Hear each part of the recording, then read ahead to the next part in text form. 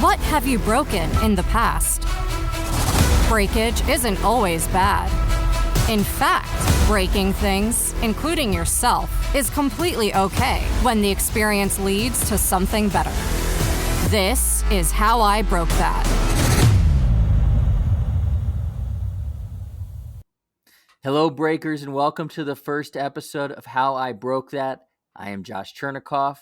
I am about to interview Arianna Davis, the author of What Would Frida Do? A Guide to Living Boldly. I want you to learn from Arianna about how you can live boldly, how you can break things, and have an amazing life. So listen up. Arianna is super smart. She's broken a lot of things, and she talks about Frida Khalo, one of the ultimate breakers. It's all yours. Welcome to How I Broke That. Thank you for that introduction. I wish I could walk into every moment of life with that kind of intro, but I'm so excited to be here, and I'm honored to be on the very first episode. Yeah, well, you and Frida, I believe, are the ultimate breakers, which is why I have been chasing you for many months to have you on the show, and it is so worth the wait. So we're going to start with you as the breaker. Then we're going to spend some time talking about Frida as the breaker. But first, you. So please tell us about you, and then let's get into the book and kind of how that broke conventional wisdom of autobiographies. Sure. Where should I begin? What do you want to know? I want to know where you're from. I want to know where you work, where you live. Okay. Do you have a dog named Leo? Yes, I will tell it all. So Cool. I'm originally from Baltimore, Maryland. That's where I grew up. My mom is Puerto Rican and my dad is Black. So I grew up awkward biracial kid in Maryland, just like finding her way with the help of books. I was a huge bookworm, a big reader always. And that's what really kind of sparked my love of writing also. I knew I wanted to be a writer since I was 8 years old. I'm one of those rare but blessed people who's always known what they wanted to do. And I, grew up always knowing I wanted to be a writer, but thinking that meant probably maybe working in newspapers. Magazines wasn't really something that I saw or knew of many people who looked like me working in that area of journalism. So I went to Penn State and I studied print journalism. When I graduated, I interned at the New York Daily News. And then a Penn State alum who I had stalked at a scholarship dinner once, she was the speaker there, and luckily didn't mind that I followed her to the bathroom after and asked her for her business card, and was very kind to me. And when I moved to New York and I was working in New York, she was actually the publisher of 17 magazine. So she accepted my invitation for coffee and became like a mentor to me. And essentially, when I saw there was an internship opening at Oprah magazine, they were one of the few magazines at the time that had postgraduate internships. She helped me find the right contacts there since it was a fellow Hearst magazine. And that was kind of how I got my foot in the door. And eventually I applied and I got an internship at Oprah magazine. And that's where I started my career. And so I worked my first 6 years at Oprah Mag. I was Gayle King's assistant for many years, which was like the best boss any girl could ever ask for. And then I moved my way up. Eventually, I went on to work at Us Weekly. I also worked at Refinery 29. And then I came back in 2018 to Oprah Mag to launch our very first website. So in 2018, we launched oprahmag.com, which quickly became a super fast growing website. I oversaw our team and all of our editorial content. And then we actually just relaunched recently as Oprah Daily. Now that Oprah has recognized digital is where it's at, the magazine, as beloved as it is, it's time to really focus on digital. So the magazine is now quarterly, and we relaunched our website to be even bigger and better and have more things Oprah. So that's the day job. I basically oversee all of our editorial content and strategy, and I'm just making sure that all of the content on the website looks great and inspires and fulfills our brand mission to help people live their best life. So that's like the super quick like run through my career. But that was good. It is inspirational. Your story is super inspirational, which is awesome.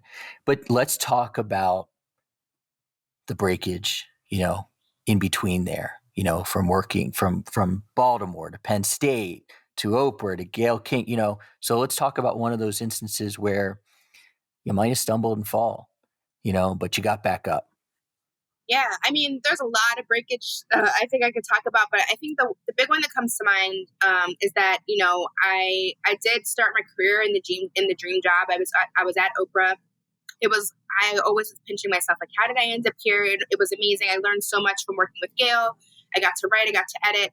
But after about 6 years there, and it being the only place I had ever worked, it felt like it was time to spread my wings. And I always loved entertainment and celebrity journalism. That was like a passion of mine, pop culture. So I left and I went to Us Weekly. And I think I really quickly realized that that was not the place for me. And I think that was tough after, having lucked out and having the dream job and working in an environment where, I feel like the people who work for Oprah and for the magazine also embody this idea of living your best life, which is kind of the motto of the magazine. And then I went to a place where it was just like really bad hours, not the nicest of people I was surrounded with. We were, constantly kind of reporting on the negative side of entertainment and journalism, which is not necessarily what I wanted to be doing. And so I think I remember it was like maybe after a week of working there, I was like, oh no, what did I do? Like, how could I have left that job to do this? And Wow. everything happens for a reason. And I ended up learning a lot from that experience. I did learn a lot about the inner workings of entertainment and just how the celebrity kind of wheel works. But it was definitely a learning experience in that, you are not your job, and not every job is going to be the dream, and not every situation is going to be perfect. And it also taught me a lot about having, thick skin and speaking up for myself, and having boundaries at work and all of those things. So that's, I think, the one that came to mind. And, in the end, I only stayed there for a year. It was also a lesson for me. I remember that the opportunity to work at Refinery 29, which I was a huge reader of, I loved Refinery, and it came along. I had been working at Us Weekly for maybe less than a year. And I remember thinking, I can't take this job. Like, I've only been here less than a year. You have to be at a job for a year before you leave. That's going to look really bad on your resume. And a friend of mine was like, says who? Like, that's a very old school way of thinking. Why do you have to stay in a job for a year? So who's that friend? Because they should be guest number 2. Because they're like, break it. Who cares? No, my friend Devin Tom. She actually she runs the newsletter for Morning Brew, and we came up together from Penn State. And she's amazing, and she's an example. I like to talk about how I think we talk about mentors, and we assume that mentors have to be older than us. But Devin and I are the same age, and we've come up in the industry together. And I feel like we're mentors for each other. That we lean on each other when we need career advice. And so I think having that kind of person in your corner is really, really important. And she was the one who was like, who says that you have to stay for a year? And so I was like, you know what, you're right. And then I put in my resignation, and I went to Refinery, and it was the best decision, one of the best decisions I ever made, because I loved my time there, and it was just such a better fit. And yeah, so I think that was one example I think of a kind of breakage moment where it was like, oh God, like, what's happening here? So awesome. So you broke it. You kind of got yourself a new job. That wasn't where you wanted to be. You spoke to somebody who said, you know what, let's break the mold here. You don't have to be here for a year. And you got yourself in a better situation. So you got yourself up. So let's also talk about just writing the book, because to me, that seems like an enormous undertaking that came out absolutely beautifully. Our producer, Dustin, who looks at a lot of books, said this is an amazing looking book. I agree, of course. You've seen pictures of my daughter holding it here in Mexico. So it came out wonderful, but it had to be tough, and it had to break you at times. So can you talk about that? Yeah. So the way the Frida book happened, I mean, looking back now, I remember at the time being like, this is so random. But now that I look back, it just seems like it was meant to be. I had just come back to Oprah, and we had just relaunched the site. Life was crazy. I was working crazy hours, and we were just like putting out tons of content, and I was super burnt out. And then I got an email from Seal Press, which is an imprint of Hachette Books, that they were, thinking about ideas in this time of kind of like trying to put out more content that empowers and inspires women, that something about the artist Frida Khalo could be interesting, and that they were asking around. And a former colleague of mine from Refinery was like, you need to talk to Arianna Davis. She's obsessed with Frida Khalo. Like, you need to talk to her. And I was like, well, you're really a Frida fan. And like, people like, people are saying that. So they asked me, and, I remember my first reaction was like, this is so cool. Like, this would be so amazing, but like, there's no possible way with my day job, then I'm going to be able to like, A, not only write a book, but B, write a book about Frida, which is going to be, as you said, a really big undertaking. But the more I talked to them, this idea came together of, okay, if I were to do this, there's been a lot of biographies written about Frida. There's a movie starring Selma Hayek. There's been so much done about her. If I were to do this, what could I bring to the table and how would it be different than what's already been done? And so that was kind of how What Would Frida Do was born, this idea of it being a biography in part for anyone who isn't familiar with her story, for anyone who's maybe younger, who isn't familiar with, where all of those quotes they see on Instagram and Pinterest come from. So it is biographical, but I also wanted it to be inspirational and written from the perspective of someone who does love Frida, who knows her deeply, has done the research, and wants to share what I've personally learned from studying her life so closely. So that was how it came to be. And I was like, you know what? An opportunity like this only comes once, and I'm not going to turn it down. And I was just so passionate about it. I couldn't stop thinking about the book. So that was how it happened. And I would say probably from like start to finish, even with the research, it was about a year total of like researching and then writing the first draft and then working on like the first round of revision. So in book world, that's like super fast for me. Super fast, I would imagine. And it came out wonderful, but I'm a glass half full person for sure. Everybody knows that, but let's talk about the lowest point when you were writing this. What was there a time you were like, I just can't do it all? Oh yeah. I mean, there was a lot of those times, I think two things. One was, schedule wise, as I mentioned, my day job, I was just working really crazy hours. And so my plan was, okay, at night and on the weekends is like going to be my book writing time. But like, I was just super burnt out from, writing and editing all day, working with my team, creating inspirational content for Oprah. And then it was like, okay, now I got to come home and like write, a few thousand words, to hopefully inspire. And also with this book, it's not like fiction, which, where you can kind of write from your mind. It was literally like, it's so research intensive. And there was just like, I had like sticky notes and notes everywhere. So I think there was definitely a lot of points where I was just like, there's no way I'm going to get this done on an actual like logistical level, but also creativity wise. There was a point where I think I was maybe like getting close to halfway done with the book. And I just hit a wall where I felt like I was really just writing a very straightforward biography, even though that was what I had set out not to do. I was like, I just felt like I was like, I read so many of her biographies. There's one that came out in the 80s by Hayden Herrera that's just called Frida. That's kind of like the Bible of Frida, and it's like 800 pages long. So I knew I didn't want to write another version of that, but I just had it kind of hit a creative block. And then it just hit me one morning, all of a sudden, I was like, I gotta go to Mexico because the only way of this is that I feel like, I've been to Mexico City. I had been to La Casa Azul, which is Frida's house. But I was like, I just feel like if I were really thinking about like, what would Frida do in this moment? She would be like, you need to be in Mexico City. You need to see where I'm from. You need to see things from my perspective. So I literally just like took off a week from my day job and went to Mexico City. And that was like the best possible thing I could have done. And that's really what completely turned the book around, because like I actually wrote the entire introduction of the book. I pretty much wrote while standing in the garden of La Casa Azul. Like it just all came to me, and like I just started to I just realized like I have to change my perspective from like I'm writing a biography of Frida to like I love Frida. I want to have fun with this book. I want to be creative and like just write it how it feels right to me. So. You ever get the feeling that she's watching you like over your shoulder?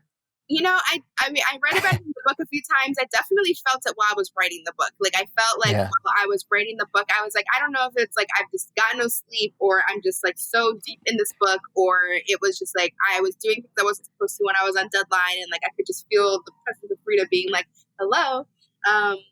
But you were breaking in a good way. You were breaking. Like sounds like you broke the mold. You were like, what would she do? Got to get out of my mold here. I got to go to Mexico City. I got to be in this. I got to do something different. Yeah. I mean, I live in a studio in New York, and there's so much inspiration in New York City. Don't get me wrong, but I think it was just after a while between my apartment and going to the library and even a cafe in my neighborhood, I just needed more of a change of scenery, and it was also just to see while I was in the process of writing, just like the creative spaces that Frida was in. To just walk the streets of Coayacán, where she's from, in Mexico City, and just like pretend like, imagine if I was here with Diego and I was Frida. Like it was just like actually putting myself in her shoes. that really was just a game changer. And I would basically like spend my days going to different sites. I went to La Casa Azul. I also went to her house that she shared with Diego in San Angel. I went to the shops, the flea market that she used to shop at. There was one place where she used to go to drink tequila. Like, I literally just walked around and kind of just tried to see the city through her eyes. And then I would come back to my little Airbnb at night and just write and write and write. And it was like the best possible kind of like creative inspiration I could have created for myself. That's awesome. Did the tequila break you at one point? Tequila.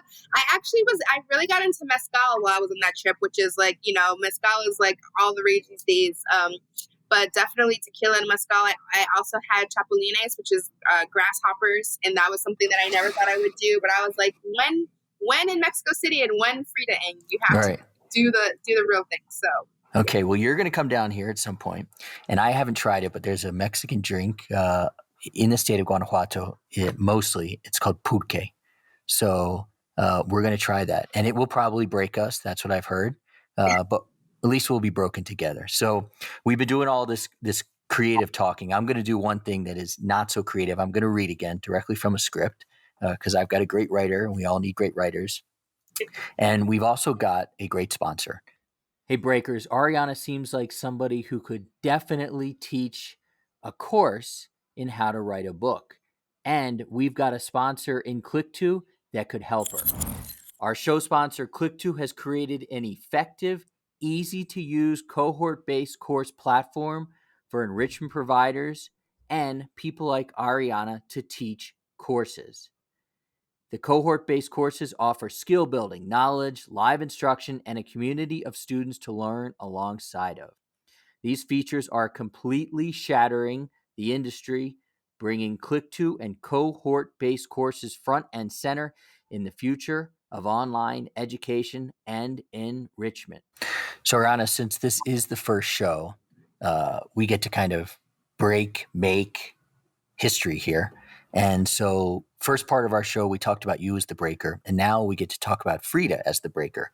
And my future guests, we're also going to kind of use this segment as the opportunity to talk about the tool that they used to kind of break a norm or break society or break an industry, whatever it was. And I think Frida, so to speak, was the tool that you've used here. So let's talk about Frida.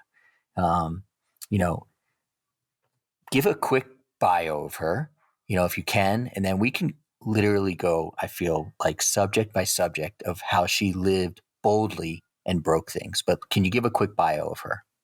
Sure. Yeah. So Frida was born in the early 1900s in Mexico City, and she was born to actually a German and Hungarian father and a Mexican mother with indigenous roots. And she was, I think from a young age had a lot of creative spirit, but it wasn't until she had a really bad accident when she was a teenager. She was on a trolley with her boyfriend, and another trolley hit them, and she went flying, and a pole from the vehicle went through her pelvis. She broke tons of bones. I mean, it was a really horrific accident that would go on to haunt her and afflict her for the rest of her life. And it was while she was recuperating from that accident that she started to sketch and then paint. And her parents at one point brought in a mirror so that she could paint herself, since she kind of was out of subjects to paint. She was getting a little bit bored, I think. And it was while she was recuperating that she started to paint self-portraits of herself. And that was really how, Frida, as the artist that we know, Frida who painted all of these really whimsical yet haunting portraits and paintings, that was really where it all began. And she essentially, turned pain and turned this horrible incident that happened to her into an art form, and turned it into a way to express herself through her portraits and her paintings. And during her lifetime, she went on to marry Diego Rivera, who at the time was the much bigger artist. He was a famous muralist through Mexico, but also around the world. And they kind of became known as this, I guess, maybe like an early version of a metaphor, where they were, they were pretty famous as a couple. But even still, during her lifetime, she was mostly known as Diego's wife. And even despite how tumultuous their marriage was and the roller coaster of their marriage, she wasn't really known as an artist in her own right. She started to finally have some solo exhibits of her own not long before she died. At a young age, in her late 40s, because it was a series of incidents happened. She had her leg amputated. She also eventually got pneumonia, and that was in the end what killed her at a young age, because all of the health issues from that accident eventually caught up with her, and the many, many surgeries that she had. So she died at a young age, but she didn't really become the Frida, the literally like first name basis, until I would say the 80s. She really, her work had a big resurgence in Mexico and around the world. She started to kind of become more known in American pop culture. Madonna became a really big fan of her work. Right. The biography that I mentioned that came out in the 80s, that started to kind of give her more recognition. And in the 80s and 90s, she just had this kind of post-mortem fame, and she became this icon that we now all know and constantly quote, and we see her art everywhere, and she just continued to become bigger and bigger in her afterlife. So correct me if I'm going too far out on a limb here. Maybe I'm looking too far into breakage here, but we've seen this, I think, in other lives as well, but maybe she needed to have that accident to slow things down, to be on her back, to have that breakage in her life, to kind of begin to realize the artist that she was. Am I going too far out on a limb? You can tell me. No, I mean, I think that's fair. I think, it kind of reminds me even of the pandemic, and how so many of us have had a lot of moments in the pandemic where we were slowed down in ways that maybe we weren't ever before, and we made big life changes, or we've been forced to kind of take a look at ourselves, or to, change gears, or to really reflect on things. And obviously you don't want to wish an accident or a pandemic or any of that on someone.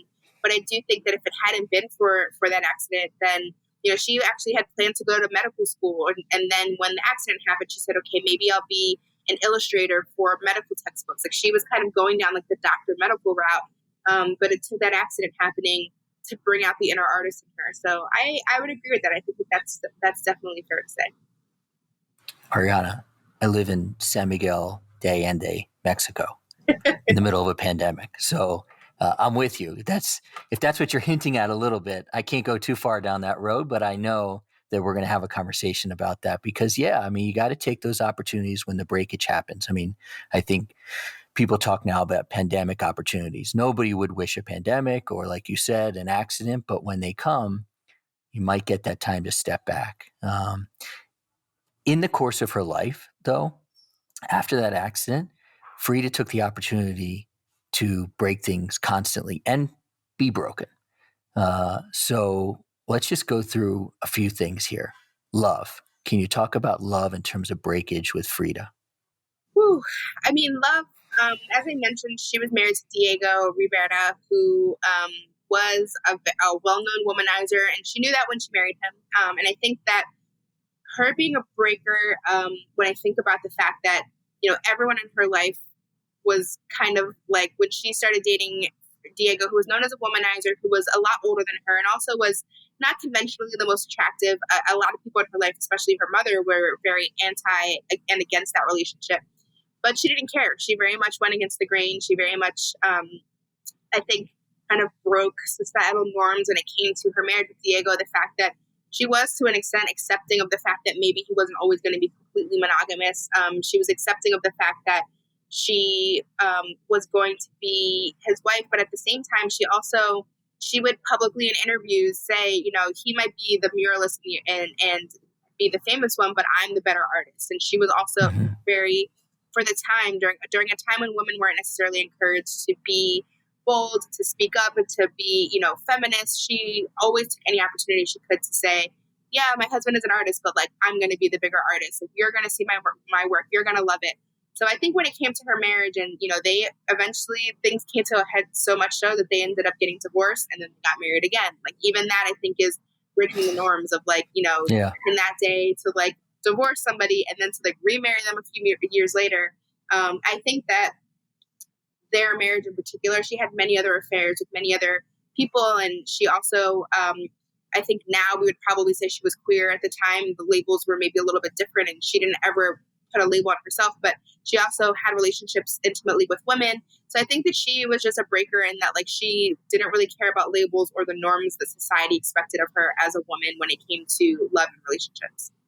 And we could do 30 minutes on that, but let's talk also fashion.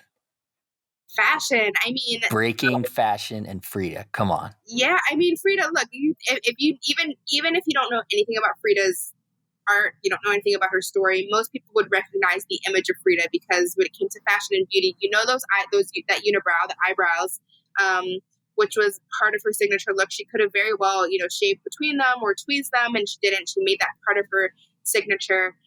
She also embraced indigenous clothing, inspired by her mom and her mom's roots. She paid homage to her family's roots in indigenous roots in Mexico, and she always wore kind of this uniform inspired by the look from Oaxaca. And she had, these like can't miss them necklaces and skirts, and it was like it became known as her uniform. And I read about this in the book. There was a point where some American women started to kind of emulate some of the fashions that she was wearing, which was really interesting because at that time, I don't think they realized it was like a nod to indigenous people of Mexico. Right. So, I mean, Frida, this was back when, again, it was a very different time for women. Women were not dressing like, with indigenous clothing. They were trying to move forward to be more contemporary. But for her as an artist, it was important to tell a story through her clothing and to not just dress to dress, but to tell a story and to pay homage to where she was from and to be proud to be Mexican. And then there's also, of course, the famous flowers that she would wear in her hair as well. So Frida had a signature style, and like there's a quote from someone, a friend of her in Diego's. He wrote a letter to someone, and he's like, they came to visit me in San Francisco, and everyone in the street stopped to stare. Like it was just like she created art, I think, with her clothing as well. Yeah, it's a wonderful country, and like I said, today is the eve of the Mexican Independence Day. So where I am in this house, people are getting ready because it's going to be a party this afternoon, which is great. So let's talk positive a little bit about Frida. Not that we've been talking negative, but it was tough at times. So tell me just like one last story that sticks in your mind about Frida that just kind of brings a smile to your face. A smile to my face. I think. I mean, there's a lot in the book, but I think for me, the thing that always still gives me chills when I think about it is towards the end of her life, she was really sick. She knew she was probably dying. The doctors were saying it wasn't really looking too good. And she had painted this portrait of watermelons, which in Mexico, watermelons are a symbol of life and of bounty. And she had painted this portrait of watermelons, and still knowing that she probably didn't have much time left to live, she was, likely going to die without ever reaching the age of 50. And she, had a really tough time throughout her life. A lot of people don't realize how much time she spent cooped up in bed. A lot of the best art that she created was because she was, stuck inside recuperating. So she had a really tough time. She had a really tough life, a tough marriage. And still, through all of that, on that last painting that she painted, she painted the words "Viva la vida," which means live your life or long live life. And to me, when I just think about her, and I think what really inspired me to write the book was that here was somebody who had a horrible accident, who had dozens of surgeries, who spent so much time in bed in excruciating pain, who had a husband who was probably not the best guy to her. I mean, all of these negative things. And yet still, as she was nearing death and the end of her life, she wanted to celebrate life. She wanted to encourage people to live their life. She still had a positive spirit. She still created art that made you stop and think. And so for me, whenever I think about those words, Viva la vida, and I think about them in the context of Frida, just really inspiring. And I think it's a reminder of how, even in the worst of times, hopefully you can try to look at the fact that you only give one life, so you have to live it. So get broken, be bold, viva la vida. Yes, that is a great summary, Josh. I love it. It's awesome. Well, thank you. Honestly, you were the absolute most perfect first guest. I think that, while we have potentially created something here, segment 1, segment 2, talking about the 2 different breakers, maybe we'll break it, a couple segments from now. But I appreciate you being the first guest here. Frida, I believe, is lucky to have you. And that you wrote all that stuff about her. And it's a phenomenal book. So everybody should check it out. I've got my copy here. I've got tons of notes here that I follow all day long. So viva la vida. Viva la vida. Thanks for listening. Next time on How I Broke That.